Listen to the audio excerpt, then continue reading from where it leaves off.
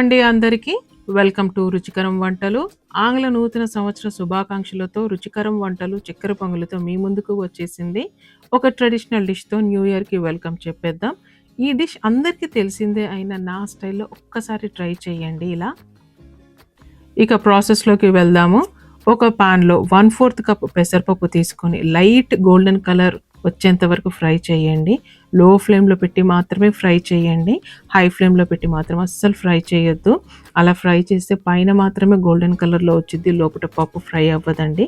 ఇది ఫ్రై కావడానికి నాకు మొత్తం 3 మినిట్స్ పట్టింది.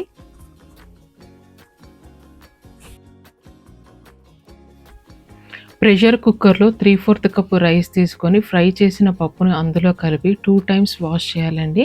వాష్ చేసిన రైస్‌లో 1:2 రేషియోలో వాటర్ యాడ్ చేసి కుక్కర్ మూత పెట్టి హై ఫ్లేమ్ మీద అయితే 4 విజిల్స్, మీడియం ఫ్లేమ్ మీద అయితే 3 విజిల్స్ రానివ్వాలండి. ఇలా 3 విజిల్స్ వచ్చిన తర్వాత ఒక్కసారి క్యాప్‌ను ఓపెన్ చేసి అన్నాన్ని మొత్తం ఒక్కసారి కలపాలండి. ఇలా ఒకసారి కలిపి పక్కకు పెట్టాలండి.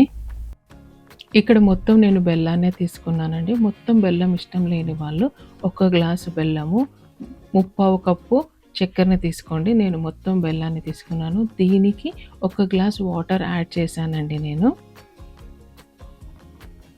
1/3 బెల్లం తీసుకున్నానండి నేను మొత్తము.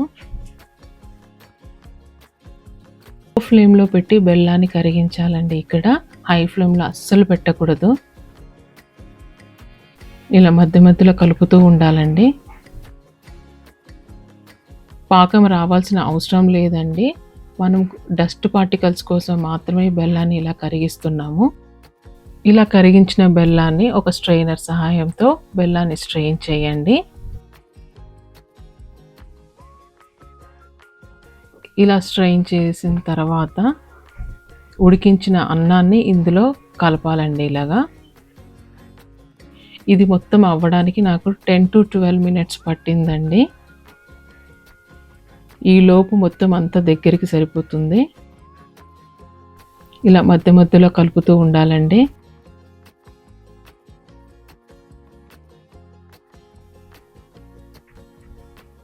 ఇక్కడ నేను 3 స్పూన్స్ గీని యాడ్ చేశానండి.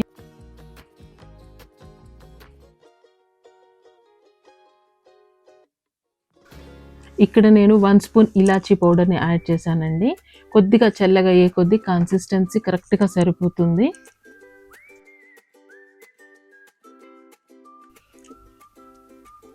వేరొక పాన్‌లో 1 స్పూన్ నెయ్యి యాడ్ చేసుకొని కరిగిన తర్వాత జీడిపప్పు, బాదం పప్పు గోల్డెన్ కలర్ వచ్చేంత వరకు ఫ్రై చేసుకోవాలి.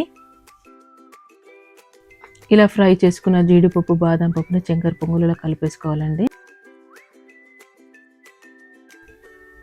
ఇది ఇలా బయట 2 రోజులు ఉన్నా కానీ ఏమీ ఖరాబు కాదండి. అదే సేమ్ టేస్ట్ తోటి ఉంటుంది.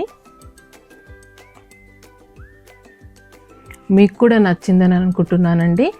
ఒకసారి మీరు కూడా ట్రై చేసి కామెంట్ చేయండి. లైక్ చేసి రుచికరం వంటలు ఇన్ లండన్‌కి సబ్స్క్రైబ్ చేయండి. Thank you.